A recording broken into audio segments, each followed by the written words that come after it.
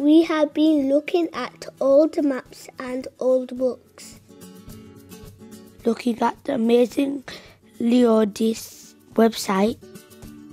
Visiting the fantastic Armley Mills Industrial Museum. Going on a trip to see the oldest buildings in Burley. Learning how to interview people to make this film. We think Burley is a brilliant place and we want to tell you all about it.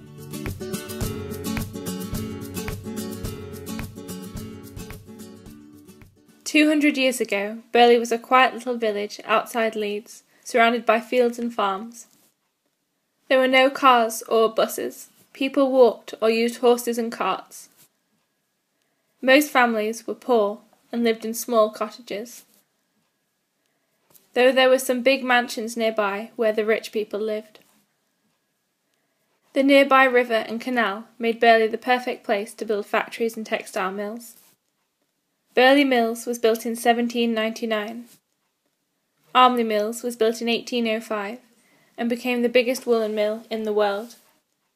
The old village of Burley started to disappear.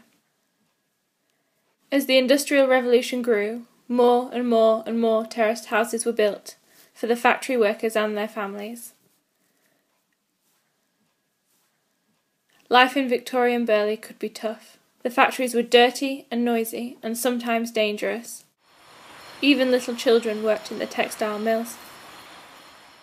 Houses had no bathrooms and the toilets were outside, shared by 2 or more families. Many people died of diseases such as polio, typhoid or cholera. But throughout the 19th century, gradually things changed. Rosebank Primary School was built in the 1870s. Burley's famous allotments were opened in 1892 so that local people could grow good food for their families. Burley Park was created in 1899 for families to use and enjoy all year round. By 1900, Burley was a busy place, full of people, shops and houses, and surrounded by factories. But life for most people was not easy. Housing was still overcrowded, and there was a lot of poverty.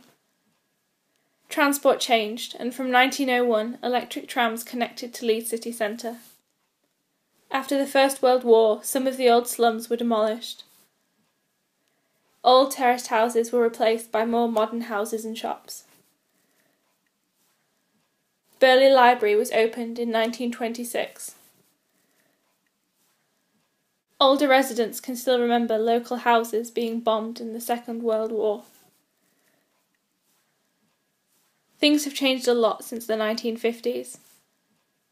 More of the old houses and factories have gone. Trams have been replaced by cars and buses. New houses have been built. New landmarks have been created. Burley has become home to people from all around the world who have come to live and work in Leeds, bringing their families with them. Many of the old mills and factories have closed. Old shops have gone, but new shops and restaurants have opened to meet the needs of new people. All this makes Burley an interesting and vibrant place to live.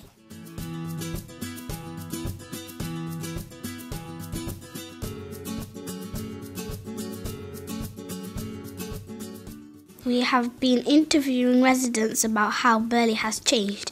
These are the stories. I was 10 years old when I came to this country, so I remember it quite well. I was born in a place called Wazirabad in Pakistan. I was quite sad to leave because my mother had died the year before, and I was leaving all my family and coming to a different country far away. I have lived in and around Burley for almost 32 years. I came to live in Burley in 1981 when I bought a house in Burley, when I started my first proper job working at Leeds Infirmary at the hospital. Well, I was born in Kirkstall Road, excuse me, in a little cottage. And there was a mill, a woolen mill quite close by. I was 5 years old when we moved to Burley. I've lived in Burley on and off for about 35 years in different houses. I was born in the Caribbean island of Jamaica. It's a sunny island and palm trees and white sands and cool breeze. I lived in Burley for about 25 years. I was born in India. I'm living here in Burley around 2 years. I have lived here about 60 years. I have lived in Burley 22 years. The family, my family and I, we were all evacuated to Leeds from Surrey, and that is why we ended up here in Burley. After the war, you had to find a house of your own. So my mum and dad found this house in Woodsley Road. But we weren't there very long because it was more or less derelict, and my sister became ill with TB. I lived with my brother, two brothers. We lived in a through terrace house down Hyde Park Road. The kind of house we lived in at first was very, very basic. We had a toilet at the bottom of the garden and only 2 bedrooms, and there were 6 of us. So it was quite cramped. Cardigan Gardens, that's the street I used to live on. And it was a large tailoring firm then at the time. It's defunct now. When I had to give my address to people, they used to say that people away from Leeds, because I had friends, you know, in different parts of England, they used to remark on my address, oh, nice sounding it was. There was no bath. If you needed a bath, you had to go to the public baths. And there was no washing machine then. People had to do the washing by hand. I can remember the people taking their washing down to the swimming baths. You know where the swimming baths are on Kirksall Road? They used to put them, we didn't, we were very posh, we must have had a washing machine. They used to put them in a big bag, and it was called a bag wash, and all this washing was just washed in one go, and then they gave you this, they must have dried it a bit, and then gave you it back. And people used to go and get a hot bath there because they'd no baths in their houses, and they used to go down there to have a bath. It wasn't in with the washing. Where we lived in Spring Street West, and it was one up and one down. So you'd like a family of 4 in one bedroom. So you separated it with curtains. Then you did outside toilets, which was about 5, like a passageway with 5 on one side and 5 on another. And each neighbour took it in turns every weekend to clean the toilets. It was nice, it was very pleasant, everybody was nice to one another. It was very friendly and communal, you know, everybody knew each other and used to help each other quite a lot. I was here as a pupil in about 1945, 46. I recognise a couple of the classrooms where you go in the front door here and up the stairs. In between the classrooms, this part, I would think, used to be shelters. What was there, I'm assuming, from the war. We used to have to go down to a school on Kirksall Road, Willow Road, somewhere there. And we used to have to go across there for our lunchtime. We used to argue with the children that used to go to that school. I think it was a Catholic school. And we used to call them names and they used to call us names. That I can remember as well. Not very nice. I went to school at Kirksall Road School, and I went there when I was 5 and I finished when I was 14. My favourite things at school was the art.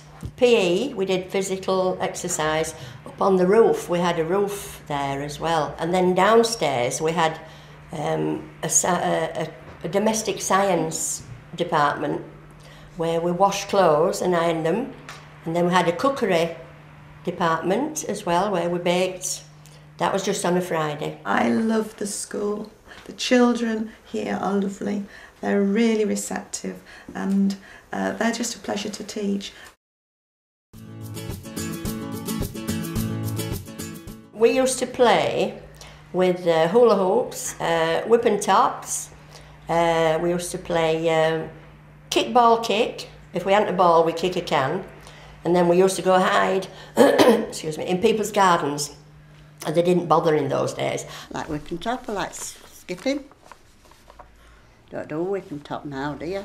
And you have a whip, and you spin it round and whip it till it keeps going for ages. I used to love playing the whip and top. It used to play it for ages and ages. I remember the Woodhouse Moor. We used to go up onto the moor. That was quite nice. They used to be. They always be the fun fair. Always came there once a year, and we used to go to that. And my mum and dad used to always take us walks down by the canal. We used to walk many a Sunday night along the canal where the old barges used to be. I used to play cards with my mother and father and my two brothers. I used to like to go on a bike. I used to go on a bike a bit. You didn't always go out when you got to about 15 then, on your own and stuff. You didn't. You know, you had to be in at a certain time and all that, so you didn't go a lot of places. I used to, as a child, used to play out in the back streets, especially in the back streets. There were no cars were going to go there. On the whole of our road, I think there was about 3 cars at the most. And now it's, you know, you can't find a parking space now. We used to go to the Hyde Park pictures, and there used to be one on Burley Road. They used to call it Burley Buggoch. Well, the cinemas were different, yes, because there were proper cinemas, and we had the Haddon Hall cinema in Burley, which was quite good, but it was old-fashioned, I suppose. They had moose's heads round the walls and big blue dinner plates all round as well. I remember they had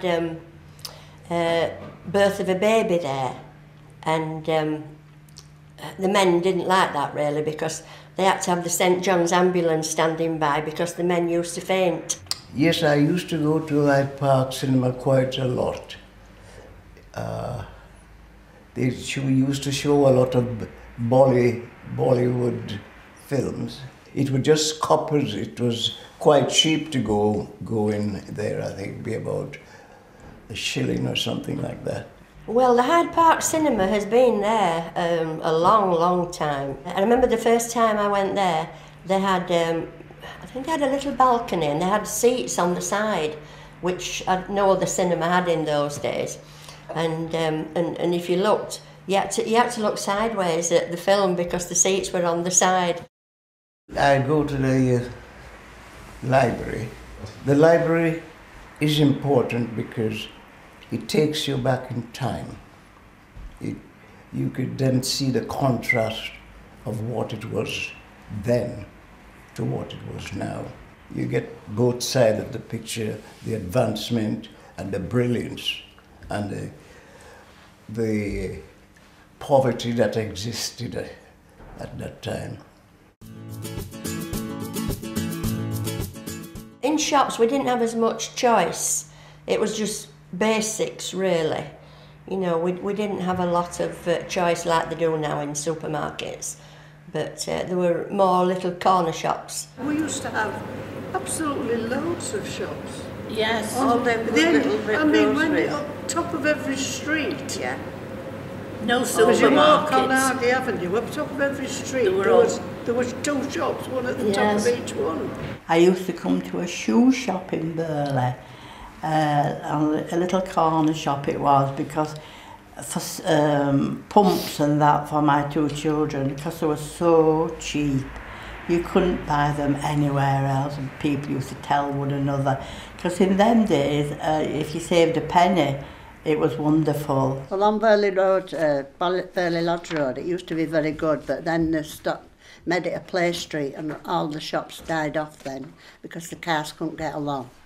All the little back-to-back, little tiny corner shops have disappeared, and there's restaurants and cafes and everywhere just students and shops, really. Oh, we had, yes, the factories. We had a lot of factories. We had the Paul's Tannery on Kirksall Road as well, which really, really smelt on a hot summer's day. It was you know, where the tan leather. And we had associated dairies and the screw works. We had the screw works. I think that's still there. So, we had quite a lot of industry, you know, around that area. I worked at a printer's when I left school. It was good. We used to do papers, you know, pack papers up and magazines. The factory isn't there now where my mother worked. She used to make shoulder pads for clothes, but it's not there now. It was quite big though, because when that finished, it went to be a gym then, but it's not that now. Block of flats now. My mother worked in a mill, a woolen mill. She was a burler and a mender. She used to pick the little flaws out of the cloth as it came along, and that was her job. I worked at a printer's at Cardigan Road. But they've pulled it down now. There's a new block of flats there. Yeah. Do you remember? Right opposite Burley Park. Yes. And but I worked at Westford Clothing Factory from 15. Because as soon as I left school, my mum said, right, you're going to get a job, and she'd take you for a job, get you a job. I think it closed down. In my mind, I can see when I walk on Burley Road, which happened, all this comes in vision. I can just see it all. The streets at that time was made of cobblestones, and people used to hang their washing across the road on a line. And if horse and carts came along the road, they had to all come out from their houses and take the washing down so that the horse and cart could come along, and then they would, after they passed, they'd come and put the washing back up. Yeah.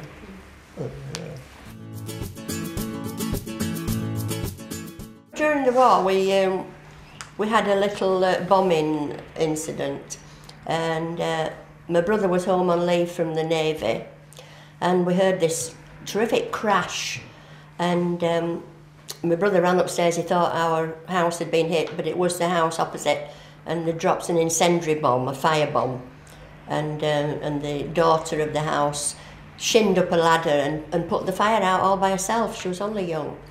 So we escaped that night.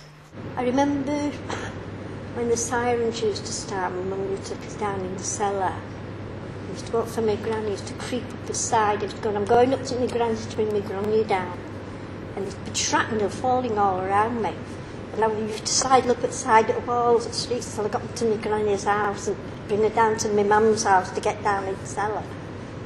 And the first time the air raid siren went off, we were all terribly excited. And we sat there sleepy, kept dozing off. We were laid down, Mum was sat on his chair. All of a sudden, they went, oh gosh, I'll never forget it. The house shook, and it was a heavy house. It wasn't like they build them today. It was really strong. And the vibration in the wall, everybody seemed to move. My mum says, good heavens, where's that? Anyway, we went to school on the Monday. The teacher said to me, Jean, you haven't got a pencil box, have you? A sliding lid, you know, the wooden type. So I said, I've never had a pencil box. She said, well, you can have this one. And then it suddenly, funny feeling in my tummy. And I'll never forget that day. I said, well, whose is it?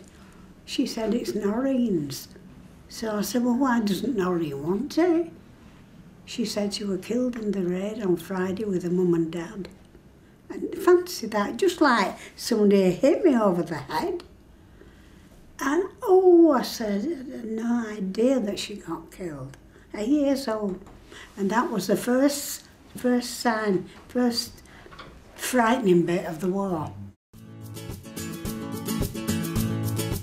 I didn't go to a place of worship, not very often. I didn't go very often, sometimes on a Sunday, and sometimes I used to go to Sunday school. Oh, it was St Matthias Church on Burley Road. And I was christened there. My mother and father were married there, and I was christened there, and so were my brothers and sister. I don't think we went to church. Oh yes, we did now, I remember. There was a church almost next door to where we lived in Woodsley Road. I don't know whether it's still there. There was a big church and I can remember going there and I enjoyed that. I mean, I go, well, both of us go to St Matthias Church up the road here. And since we've been going there, which is over 2 years now, we've met such a lot of Burley people and they're so friendly. When I was little, we used to attend what is now Medina Mosque. There were only a few Asian families here at the time. There weren't many Asian families. I think in our street there was just our family, to be honest, and another family right at the end. So there weren't very many families over here, and we used to go there every evening to learn to read the Quran. So it was a house that the people in the community got together and bought it to be used as a place of worship.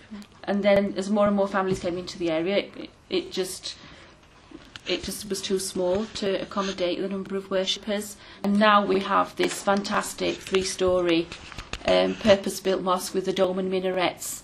The Grand Jamia Mosque on Woodsley Road was actually a church at one time, and I remember it well. When I first moved here, the area wasn't that different physically, though it was run down, but the population, the people who used to live here, they're quite different to the people who live here now. There were fewer Asian people here, there were lots of white people, and also quite a lot of people of West Indian origin. We've got a few new houses. They've built Leeds Federated Housing, which was not there before. They've built a lot of student accommodation, student flats, which were not here. It was all derelict buildings or shops that were closing. A lot of the people of West Indies origins have moved out. A lot of the white people have moved out, and obviously the people who moved into the area are more Asian and from both Indian and Pakistani background, but mostly from Kashmir. It's the community that makes Burley. It's made up of so many different nationalities and faiths, but everybody gets on. We don't have much racial tension in the area, and I think it's just a lovely community to work with.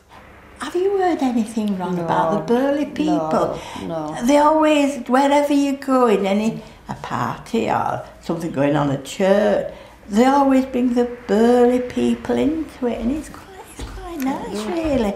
I haven't heard anything wrong at all. I think Burley is a fantastic place to live in. It may not be the poshest place with detached houses and people with fancy cars, but it is a wonderful place to live in. And as a child, I remember, you know, there were people of different colours living on the same street, and we all lived happily together, and we all played together as children. And even now, I mean, there's, if anything, the variety of cultures, faiths living in this community. There's a much more variety. The numbers have increased, and it's still a lovely place to live in, and we still all live together as friends. Rosebank Primary School has over 270 pupils, whose families come from all over the world.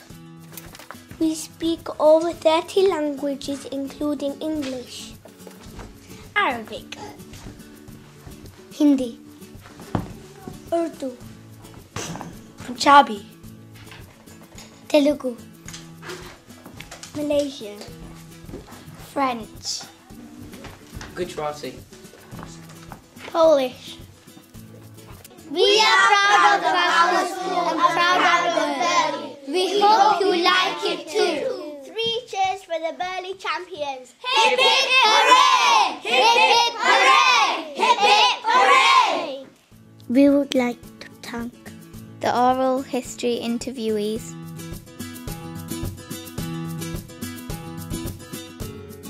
the project partners, the project team, the parents and volunteers of Rosebank Primary School. With special thanks to